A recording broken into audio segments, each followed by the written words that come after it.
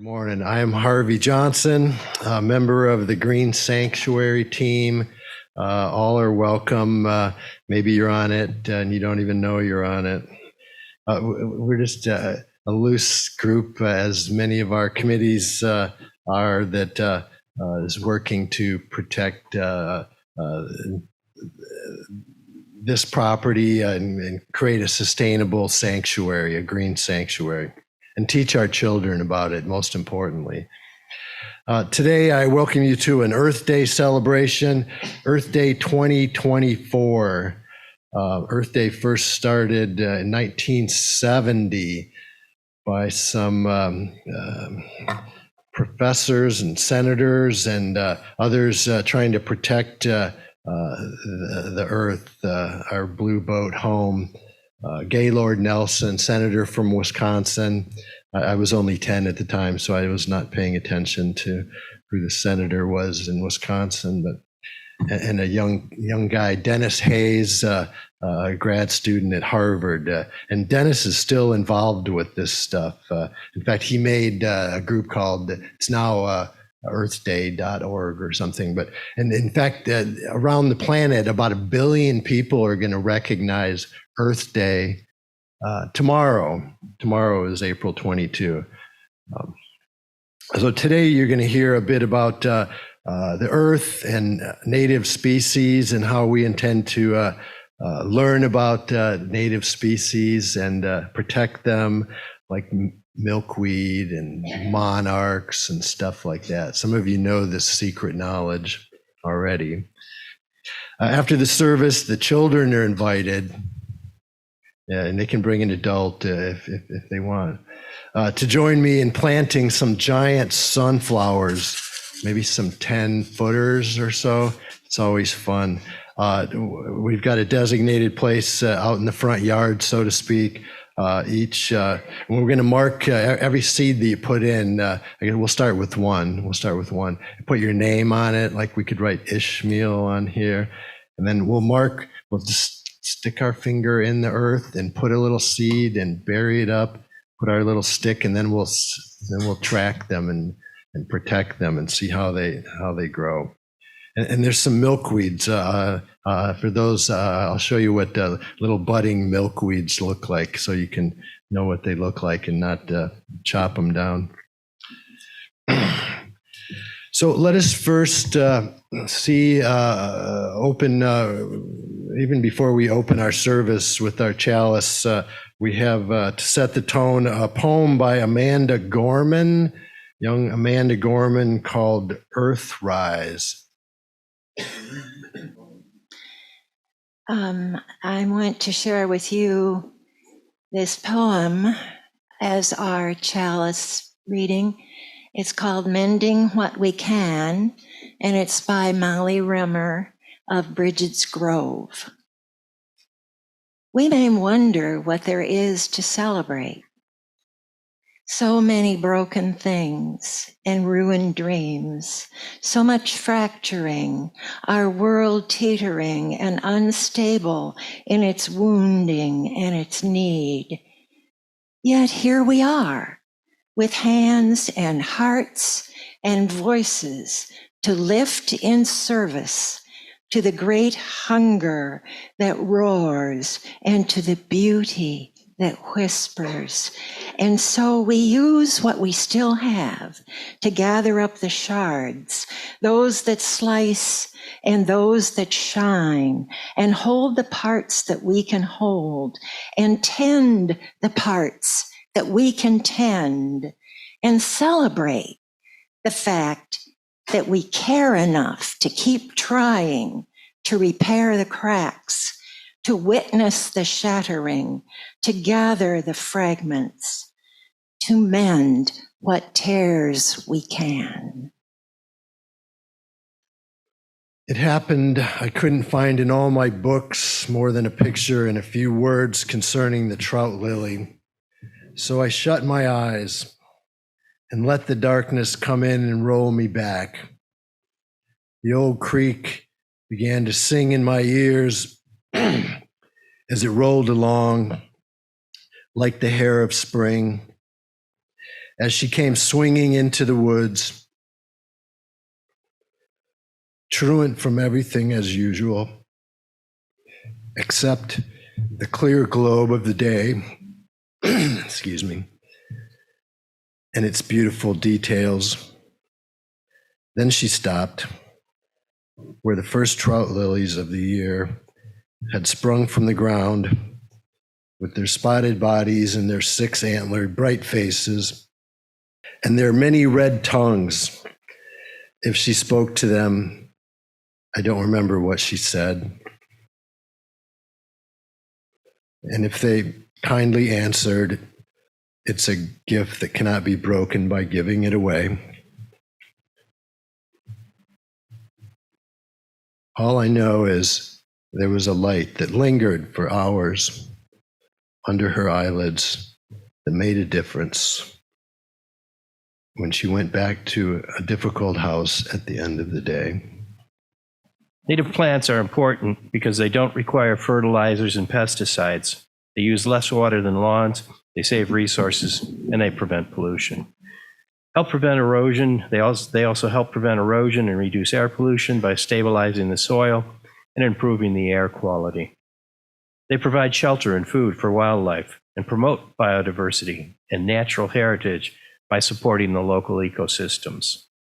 They evolve for survival, and they adapt to local environments, conditions, making them more resilient and sustainable. They are beautiful and increase scenic values, enhancing the aesthetic appeal of landscapes. Native plants play a crucial role in our ecosystems, providing a multitude of benefits. Some that matter would follow. Ecological balance. Native plants have evolved over hundreds of thousands of years in specific regions or ecosystems. They are part of the natural balance of nature.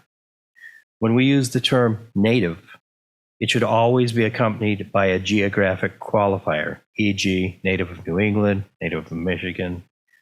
Only plants that existed in this country before European settlement are considered native to the United States. Biodiversity preservation.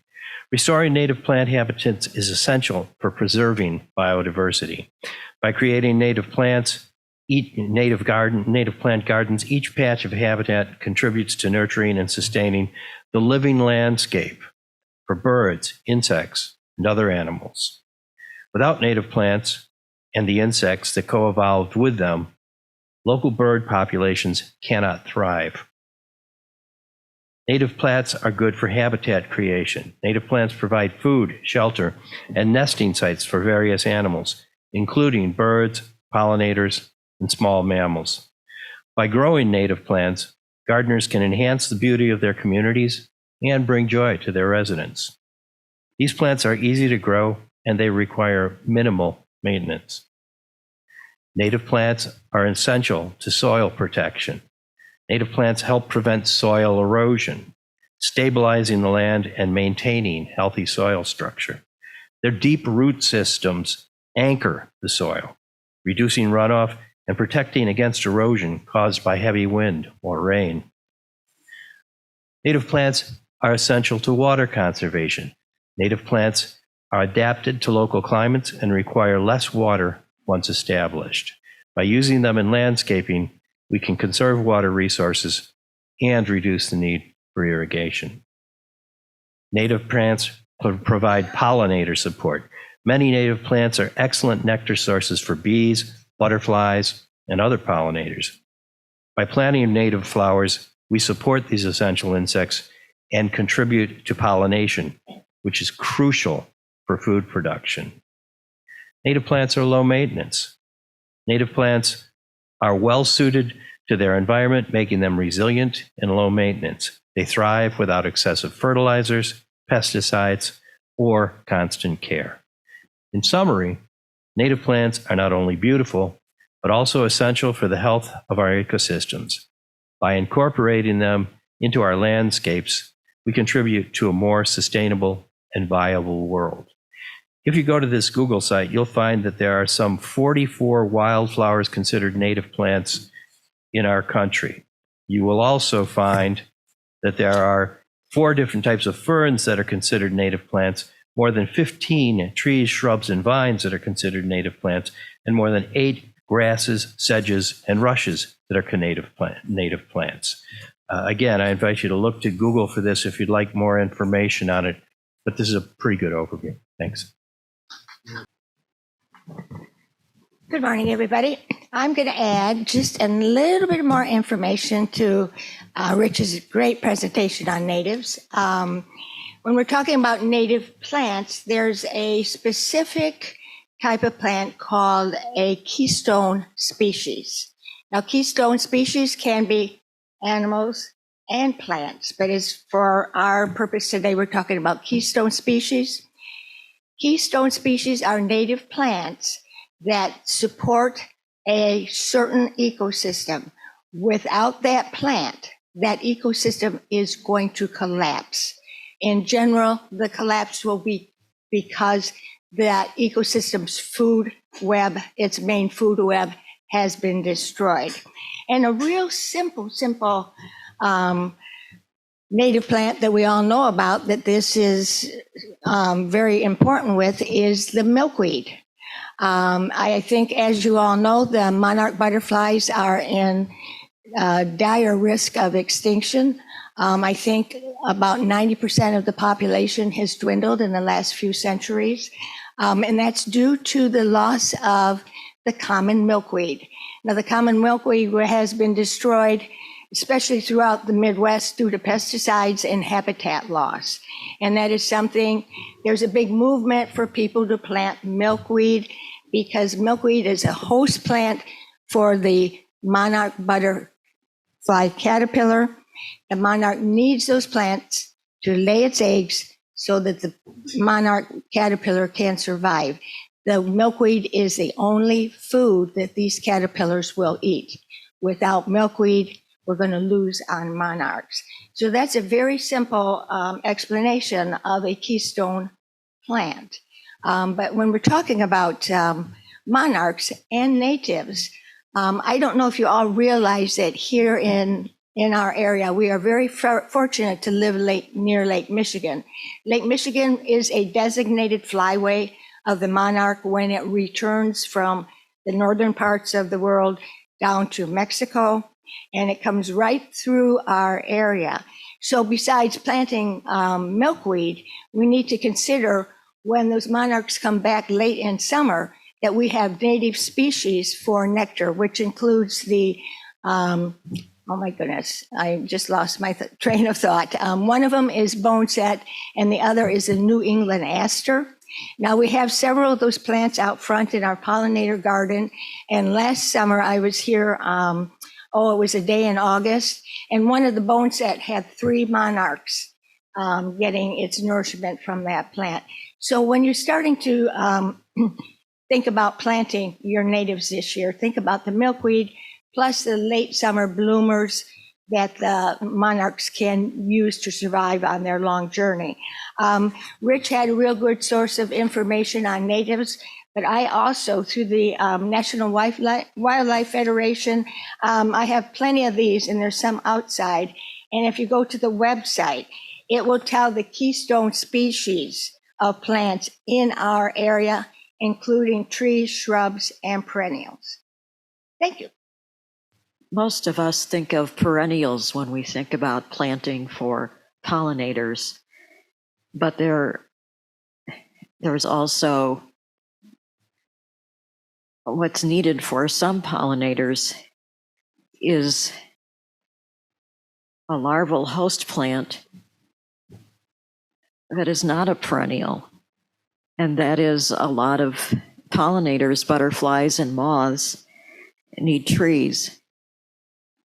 And one of the best trees to plant is an oak. Oaks support over 400 species of butterflies and moths. There are at least 5 large oaks that are native to Berrien County. They are from 2 groups. The red oak group has sharp pointed leaves, and that includes red oak, black oak, and Hills oak. And the white oak group has rounded lobes to their leaves, and that is the white oak and the bur oak. A lot of times people say, oh, I can't plant an oak. They take too long to grow. But the thing is, when you plant an oak, in just a few years, that tree will be taller than you. And also, it's hard to find oak seedlings or it's hard to find saplings because oaks have taproots. So maybe the best thing to do to support caterpillars. Oh, and there's another thing about caterpillars. That's what most birds feed their young, and that will also help the birds, not just the pollinators. So anyway, if you want to plant an oak, just find an acorn and plant it. So before I begin my short presentation today, I just got to, how many people here are familiar with the word transubstantiation? Many people, everybody knows what it means. Okay, it means that the literal, that when you're taking the host in the Catholic Church, you're taking the literal body and blood of Christ. So you need to know that. You may wonder why, but we'll see if we can figure it out. So I want to begin by thanking the Green Sanctuary team for letting me have a few minutes.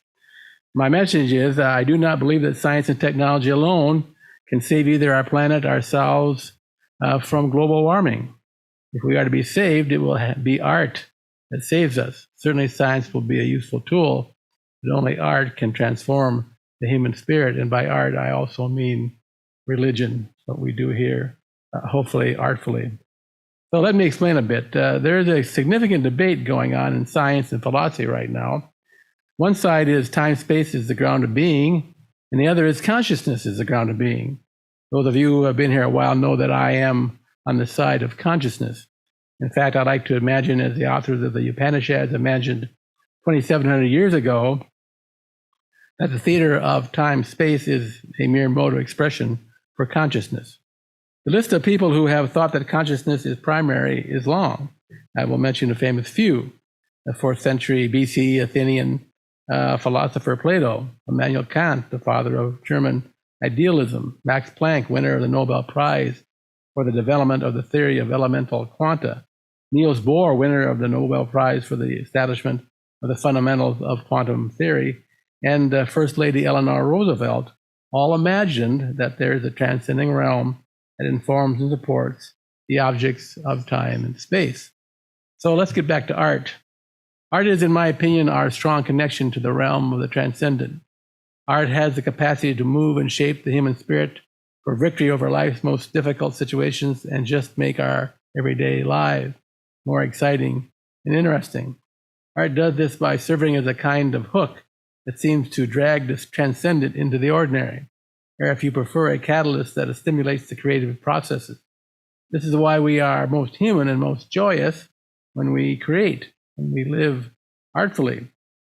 So our religion, humanist religion, is an art form that is like a fishing line, which we cast in the deep and mysterious waters of the transcending and pull out a catch that sustains and preserves our lives. Here is what the film hooked and pulled in for me. I started to think about the film and the new process of growing edible meat from cell cultures in vats. My reflections brought up a couple questions. Would this be a low carbon footprint, energy efficient way to eat meat? Would it also be guilt-free, as no animals are actually killed in the meat making process? This is when a vision struck me. Imagine a fast food restaurant called Celebrity Burger, subtitled The Fast Food Restaurant Where You Can Eat the Stars.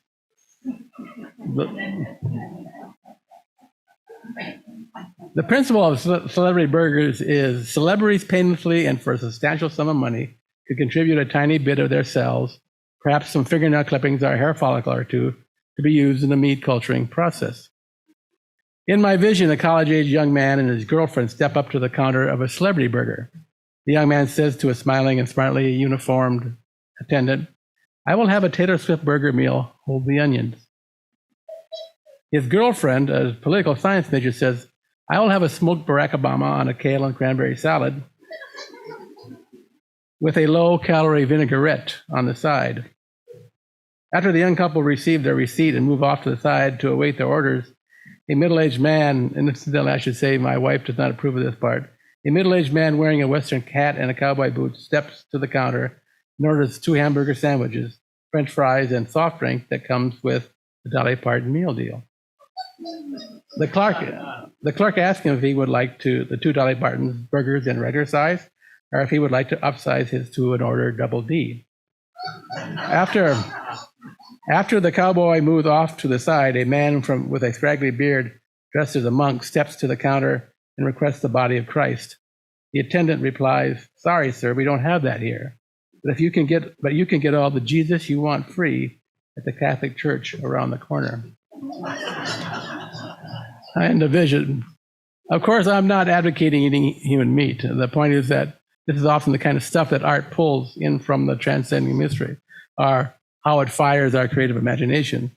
And while my vision may not be practically useful, it is emotionally sustaining, especially if it serves to fire our imaginations and helps us to again find the holiness in our lives on this planet. So the bottom line is this: we can build 1 million acres, at least as far as I'm concerned. We can build 1 million acres of solar panels, fill the oceans and the deserts with windmills, and plant every square inch of our backyards with native plants. But if we do not learn again to love the earth and open ourselves to her spirit, it will mean nothing. I am optimistic, though.